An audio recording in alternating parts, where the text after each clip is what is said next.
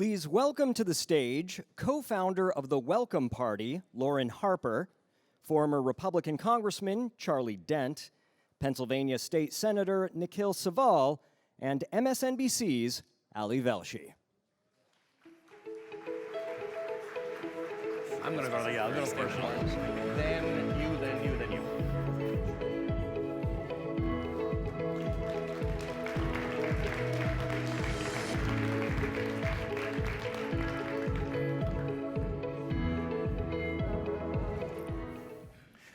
All right, good morning, everybody. It's still morning, right? Yeah, good. Nice to see you. Nice to be back here. The lights are bright, so I can't see you all. But how many of you are returnees who've been here before? That's amazing. Thank you so much for those of you recurring citizens and those of you new citizens. How many of you is this the first time? Welcome. Wow, that's a good number of both. All right, that's amazing. Thank you, because I think all of my panelists and I agree that big tent parties notwithstanding, politics and change happens at this level.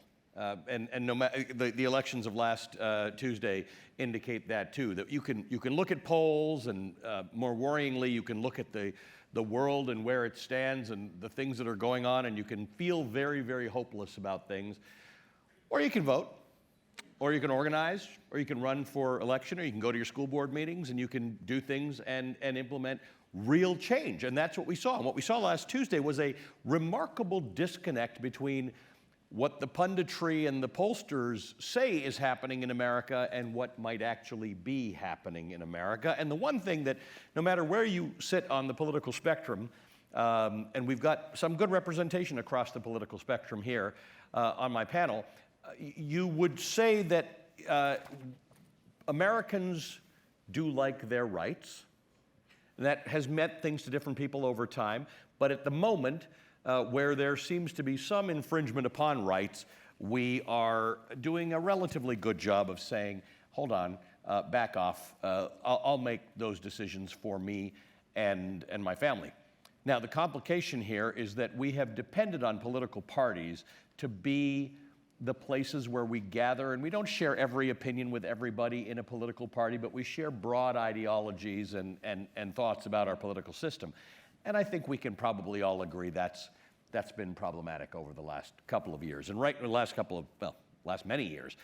We have an issue right now in both of our political parties where there are splintering factions, but they're both doing different things. They're not like you might read about other countries where there's groups on the left and groups on the right, and you could imagine the ways in which they're different. That's actually not the way it's happening in America right now. There are reasons why there are tensions and issues within the Democratic Party, and there are reasons why there are issues and problems within the Republican Party. Most people would probably think the Republican Party's problems right now are more serious and bigger and perhaps more of a threat. But if we're going to solve things, let's see if we can't start here with the concept of the return of the Big Tent. I want to introduce you to my guests right now. Senator Nikil Saval is a Pennsylvania state senator. Thank you for being with us. Lauren Harper is the founder of the Welcome Party, which attempts to lessen the influence of ideological and partisan voters in the Democratic Party. Lauren, thank you. Charlie Dent is a guy who in these parts doesn't need much of an introduction. He is a former member of Congress, former state representative here in Pennsylvania, and he was a member of the Problem-Solvers Caucus, and he's a regular commentator on the state of politics and the Republican Party. Thank you, Congressman, for being here. Lauren, I want to start with you. I've conveniently placed you in the middle of these two, although I would say these days, I'm Canadian, so I would crumple you all toward the middle, because in Canada, the entire political spectrum sort of exists sort of around the middle to the center left. And so it's not a very big spectrum, because I think we all share the belief in rights and democracy and things like that. But Lauren, you feel that within the Democratic Party, you're sounding an alarm a little bit to say you're worried about where things are going. Articulate that for us, please. Absolutely. One of our primary theses... Hold that mic up real close to your... Yeah. Up here, okay. Or like that, like a singer, either way. is that we feel like polarization is really overrated and volatility is underrated. As Ali was mentioning, there's so much of America in the middle, right? I live in Texas, I'm from South Carolina. People are not necessarily on the extremes in most of America. They are in, probably our urban cores, but most of Americans are in the middle. And so we want to create what we call a strong, coherent faction of the Democratic Party, and because we are explicitly Democratic, explicitly moderate, but we feel like when we meet people where they are, not just geographically at their doors, but ideologically, we can win more elections, particularly on the Democratic side. And so even when you think about the next, or the upcoming generation, I don't like to say next, but the young voters, right? The young voters between the ages of 18 and 29, they're the most independent electorate that we've ever had, right? And I don't know if you guys have heard of the new Blueprint organization, but they've done some incredible polling this past couple weeks on Bidenomics, and 40% of young people think that President Biden is to their left. Young people, right? And so, again, we think that, everyone's on the extremes. The young people are even telling us that they're not, so it's really going to be imperative for us to be much more explicitly centrist in some of our messaging if we want to appeal to voters and also keep them engaged, because they feel like when they can relate to people, they're not going to engage with it. Lauren, thank you very, very much for that. Senator, let's talk about it from your perspective. You are thought of as being sort of more to the left of the middle or the bulk of the Democratic Party. I don't know how to define that anymore, because I don't know how you even define party members, whether it's Democrats or Republicans anymore. But tell me about your sense of where politics should live and how that relates to this political process in general and the Democratic Party in particular. Yeah, thank you. And thank you for having me. It's an honor to be here. Certainly, I consider myself to be on the left. I would also describe myself as a democratic socialist. But I think actually a lot of the things that I think about, I don't think about any of the conflicts that I'm involved in or the kind of political work that I'm doing as specifically in conflict with, at least most days, with the Democratic Party or with Democratic Party directions or just trying to create fissures within the party. I think of it particularly in terms of issues. Obviously I have to conduct elections, I have to support people in elections, but overwhelmingly what I'm trying to do day to day is do my job. And so that job involves trying to explode the kind of political boundaries that surround us. A lot of them are frankly geographic. We know that what we talk about of polarization is really people concentrating in cities and metropolitan regions, and people in rural areas, being more to the right. And so, how do we find the issues that break those boundaries? Because those issues matter way more than partisan conflict. We are facing, the threat of day to day of climate change, of an affordable housing crisis. And it turns out most of those things don't obey these boundaries, right? We know, and I found in particular working on affordable housing, that you can cross regions and find the same issues at play in Philadelphia and say, Western Pennsylvania and in Kittanning and Armstrong County.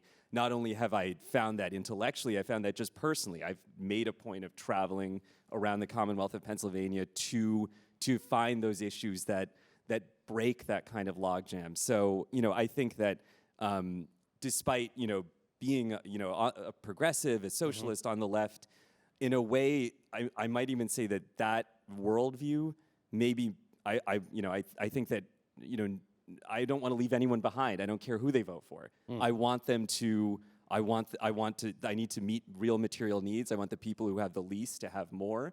And I think that's the main issue that we're trying to fight for. I think that's great the way you've both articulated what these distinctions are, because I've had some people who've looked at the name of this panel and said, what are you talking about? There's no evidence that there's a return of a big tent. But I think some of it is just what we call things, right? How we characterize people. Charlie, you and I have had this conversation many times about pragmatists versus moderates. And the reason that's important, and I want you to tell us about that, is because you've got some people who are not moderate in their political positions, but they're pragmatists in that they want to get things done. So when we look at things like the Problem-Solvers Caucus, we think, these are all people sort of in the middle politically, but that's not necessarily the case. I think what the senator said that was really interesting is he said, I don't think of the divisions between myself and the Democratic Party, at least on most days. And I think that's what we're talking about, right? Within a political party, you can, on a given day, take a completely different position from everyone in your caucus, but we're living in worlds where some people are in different places on most days, right? They're not able to sort of come together into something that feels like a grouping. So I'm throwing a lot on you, but take it away. Yeah, well, I've often said that, you have, like, let's look at Congress. That's where I'm more of an expert. In the Republican conference, for example, I've always said you have a governing pragmatic wing of the party. It is a smaller wing than it should be. Then you have this, what I'll call the Trumpian populist wing. I would call many of them illiberal as opposed to conservative, but nevertheless, that's the dynamic. And it really played out in an interesting way during the speaker race a few weeks ago when Jim Jordan was briefly being considered for speaker. And you saw what happened, that was the first time, and I was delighted to see it, that pragmatic governing wing of the party said, this is a red line we will not ever cross. And then you saw some people vote against Jim Jordan. Names you might not have ever heard of. Kay Granger, Mike Simpson, Mario Diaz-Balart, Steve Womack, and I'm saying those names for a reason. They're all in the House Appropriations Committee, the chair, and these are cardinals, people who have to fund the government. And that was about 15 years worth of payback, because Jim Jordan would blow up the appropriations bills, and they said, no way, this is never going to happen. We needed his vote 1,000,000 times, and he undermined us. Now he needs ours. And so they had a meeting with him. And they said something like this: there's nothing you can do, and no one's changing their vote. And that was kind of it. And so, but I mean, that actually struck back in a really meaningful way for the first time. And they took him down. Now, you got Johnson now, but nevertheless, but Jordan, there was a lot of history. So you see this happen, but the pragmatic governing wing is far too small, and you have a lot of folks in the Congress who are really good at telling you all the things they can never do. Yeah. They've taken voting no to a high art form, which isn't a problem if you're the minority party, but if you're the majority party, it's a big problem. And so that's why, these speakers have to go out and, assemble bipartisan you've got a majority coalitions. party that has to behave right now as if they're a minority party because they don't have majority support within their own conference. Yep, the speaker must always go to Hakeem Jeffries and say, hey, we need your votes, not just on the bill, but also on the rule to bring up the bill, a procedural vote. Which do you see that as a good thing or a bad thing? I think it's actually healthy that they need to do it. But if you're the majority party, it's kind of embarrassing if you can't bring up an appropriations bill because you can't pass the rule. I mean, this is like this. Well, what about you, Lauren? Because my history in countries that have parliamentary governments, often they have more than two parties, which means someone's in the minority, which means lots of governments operate in a minority in which they have to make those sort of compromises. Sometimes the result's pretty good. Yeah, I mean, we all wish that we had more parties in America, but that's not the reality. So we have to practice democracy and go places and make sure people feel engaged, particularly when it comes to even thinking about the no labels threat for next year, which obviously would affect Democrats seriously. But when we think about multi-partisan things, like people say, oh, we need a third party option. We don't even have two competitive parties in most districts in America. My argument is we got two that work and then... So I mean, we go to districts like we're in Pennsylvania, and we are working in an awesome district in Pennsylvania 10. Our favorite Freedom Caucus chair, Scott Perry, is very vulnerable as an incumbent. We did yes, applause for that. We did a poll recently where a moderate Democrat comes within 2% of him, right? And so if you put up a compelling moderate Democrat against Scott Perry, which we're really excited about the candidacies of folks like Janelle Selson and Mike O'Brien and Blake Lynch, they're really compelling candidates. We feel like we can take them out. It's only 5 seats that we lost last cycle. Last cycle, we worked in King Calvert's district with Will Rollins and in Lauren Boebert's district with Adam Frisch, which was only, 546 votes. We could have had, some of these people over the line. But it's about investment. Like, how do we invest more appropriately? How do we invest more intelligently to take on people who are much more vulnerable than we think they are? So you make some interesting points. Scott Perry, the idea that he's competitive is fascinating to me because he's an insurrectionist. The idea that Lauren Boebert came close, like somebody came close to defeating her, is fascinating to me because these are these populists of a sort that you wouldn't even think were vulnerable, like Marjorie Taylor Greene, but also showed that when somebody ran against Marjorie Taylor Greene, didn't come close, but it was more than you thought that would happen. I have to ask you this then. There are moments and places and geographies in America where a more moderate Democratic candidate can defeat a possibly dangerous Republican candidate. There are places where it doesn't matter. So talk to me about that. What does that conversation look like to you when people say, guys like you are making the Democratic Party hard for moderates to vote for? Well, I take great exception to that. Don't think it's very nice. It's not my question. It's asking for a friend. You know, I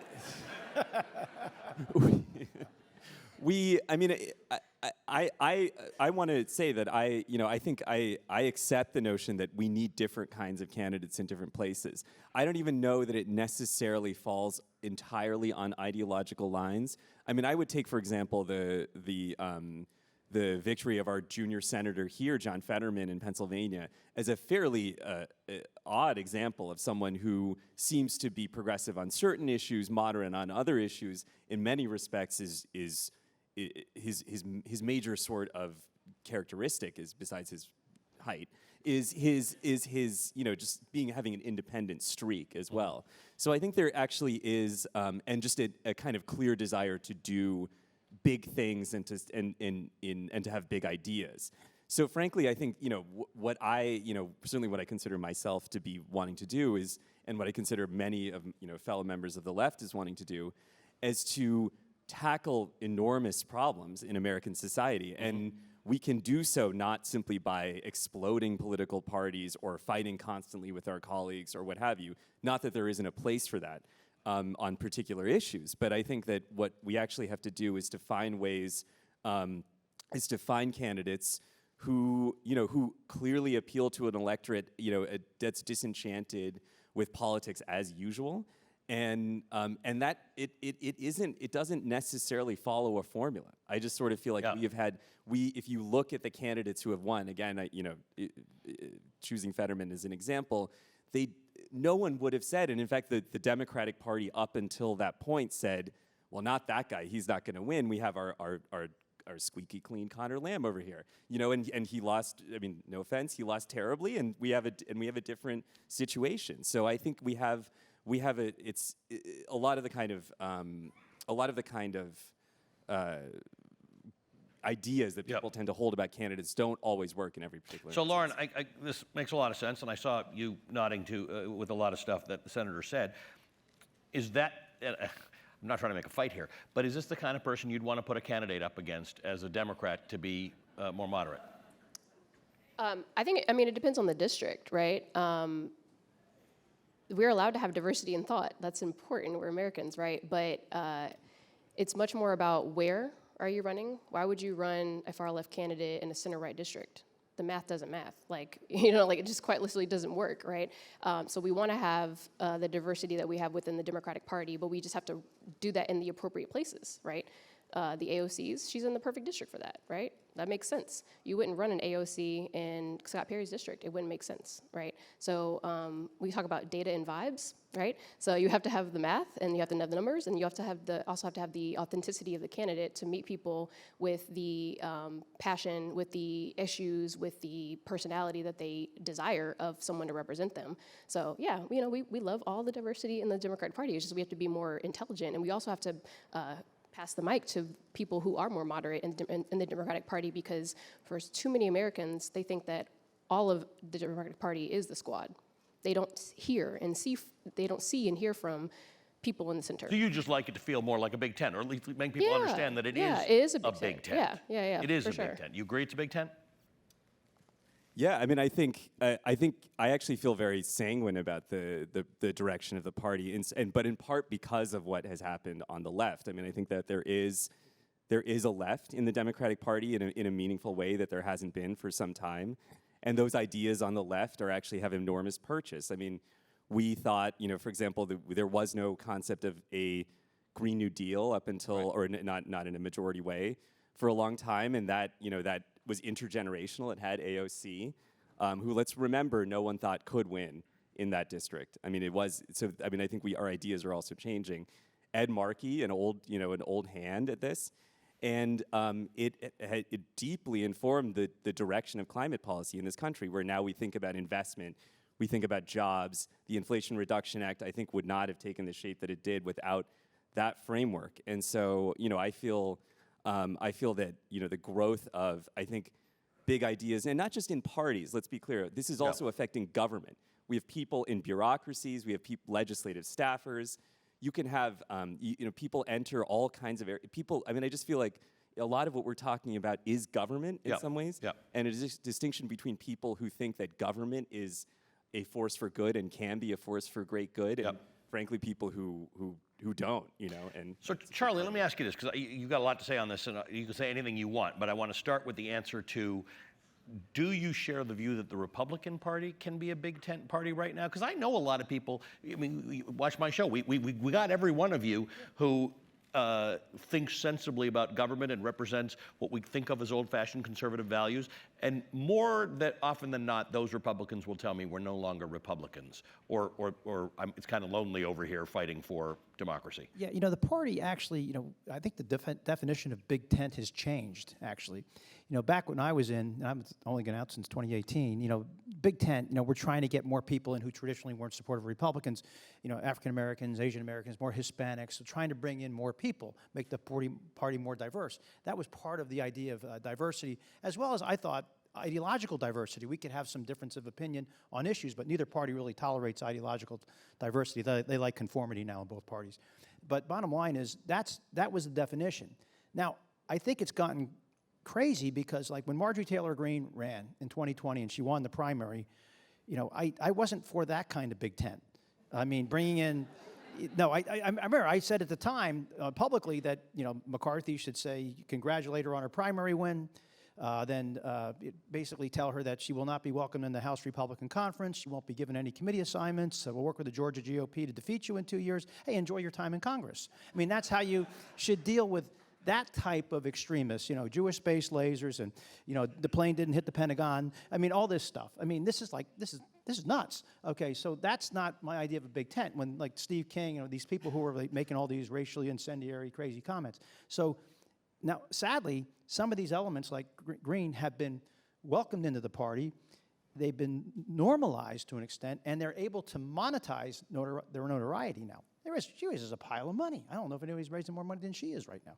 A lot of money from small dollar donations. So this big tent concept has changed. The only final thing I'd like to say is that, look, I get where a lot of people are coming from. People are far right, far left. I don't care if they're ideologically extreme. I just want them to be pragmatic.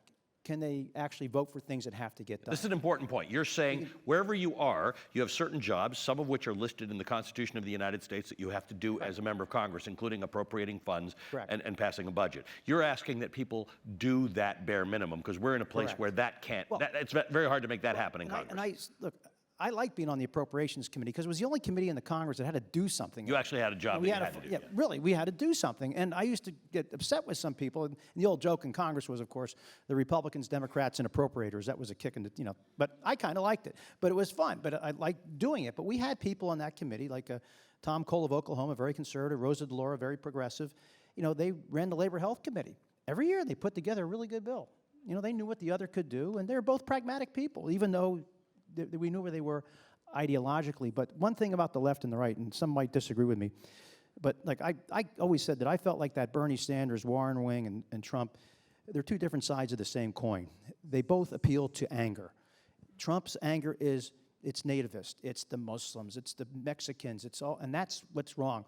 And on the left, the far left, it's the rich guy, it's the CEO, it's the pharmaceutical companies, it's the banks, it's the oil companies, the gas. A lot of my constituents, by the way, worked in those industries, thought they were doing honorable work. Nevertheless, so we got this anger, one on a cultural level, one on an economic level, and I think it's been very destructive to this country. I got less than a minute left, but some of that economic anger is what got you into politics, right? You watched Bernie Sanders, and that appealed to you. Yeah, absolutely. I mean, I think, really, it was not just me. It was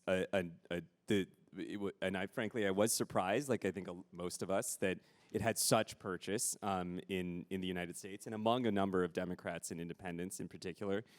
And I thought that was really, I thought it was really powerful. But again, what I would really emphasize is that it united a lot of different people around an idea that we can do, enormous things, and we have enormous challenges in this country, and we can, and this is, we need to face them squarely.